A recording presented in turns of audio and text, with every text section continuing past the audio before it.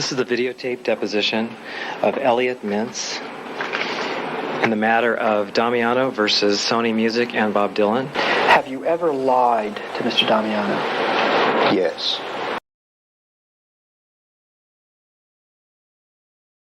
Someday, maybe you'll be able to tell the greatest story.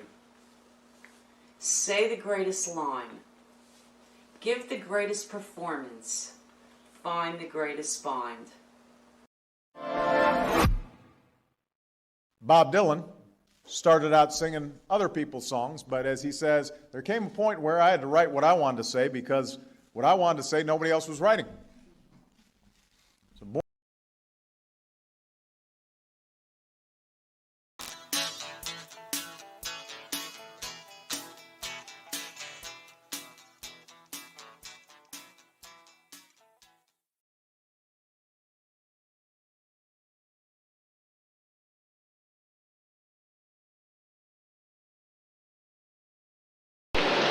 You state at the top of the page, or at least it appears to that you state, my job here is to pass along information to Bob. Do you recall saying that, sir? Looking Yes. at the top. Okay. And Bob, of course, is Bob Dylan. Yes. And then you say, which I think I have. Do you see that, sir? Yes. Did you say that? Yes. Okay. When you said that to Mr. Damiano, which I think I have, were you lying to him?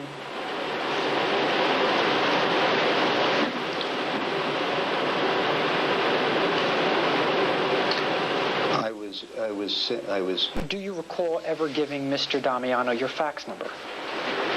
Yes. And when you need to reach Mr. Dylan, how do you reach him? I phone him. At his home? If he's in Los Angeles, yes. If he's on the road, I try and locate him that way. Okay.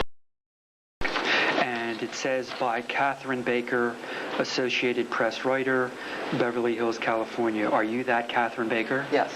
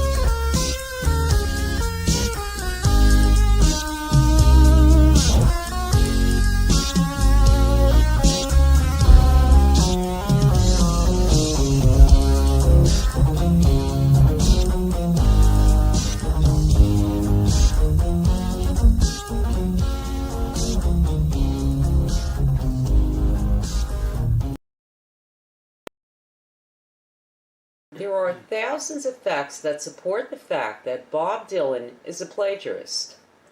It would be impossible to cite all the details in a 2-hour movie. One fact we do want to cite is the most important fact, and that is that it has been reported by Reuters that at the age of 16, Bob Dylan was already a plagiarist and knew the value of plagiarizing songs. Quoting Reuters, a poem written by a teenage Bob Dylan and up for auction at Christie's is actually a song written by the late Canadian country singer Hank Snow. Christie's announced on Tuesday the sale of the handwritten poem, believed to have been written in 1957 when Dylan was 16 and away at Jewish camp. The words, with a few minor variations, match those of a song previously recorded by Snow, who died in 1999 at the age of 85. Christie's said in a statement, additional information has come to our attention about the handwritten poem submitted by Bob Dylan to his camp newspaper, written when he was 16, entitled Little Buddy. The words are, in fact, a revised version of lyrics of a Hank Snow song. Period, unquote. Did Mr. Dylan say those words? Yes. You then continue without quotes.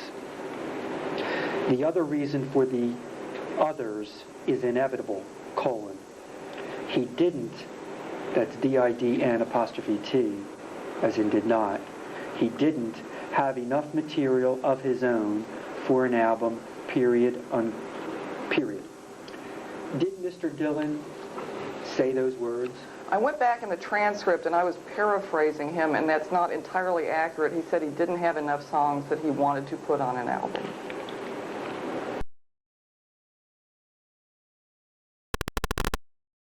And as you know, you're here today concerning an interview that you conducted with Mr. Dylan. You understand that?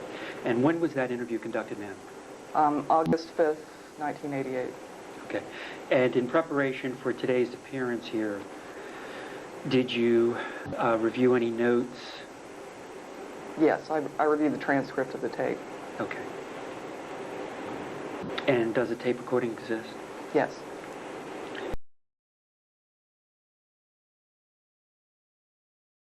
Period, unquote. Did Mr. Dylan say those words? Yes. You then continue without quotes. The other reason for the others is inevitable, colon. He didn't, that's D-I-D-N apostrophe T, as in did not. He didn't have enough material of his own for an album, period, period. Did Mr. Dylan say those words? I went back in the transcript and I was paraphrasing him, and that's not entirely accurate. He said he didn't have enough songs that he wanted to put on an album.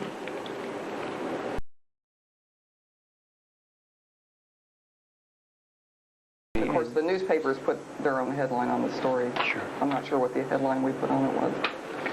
And it says by Catherine Baker, Associated Press writer, Beverly Hills, California. Are you that Catherine Baker? Yes.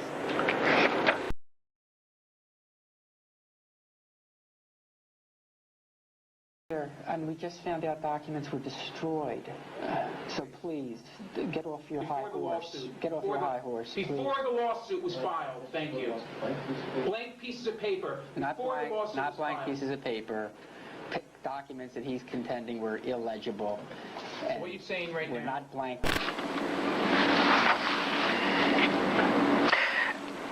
Let's go back to the Jones Beach concert, if we may, to the time when you offered the tickets to Mr. Damiano before the concert actually took place. Okay?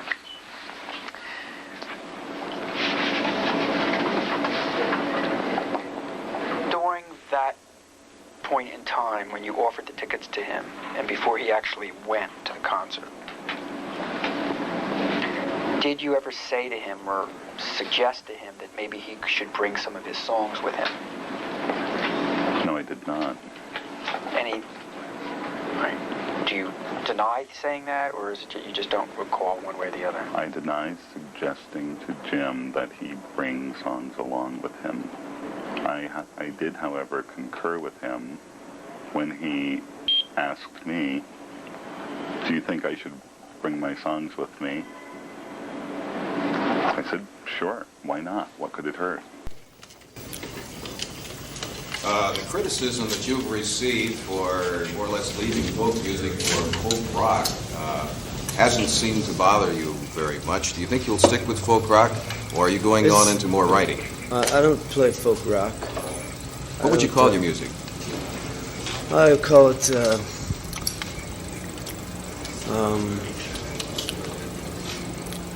I like to think of it more in terms of vision music. It's mathematical music.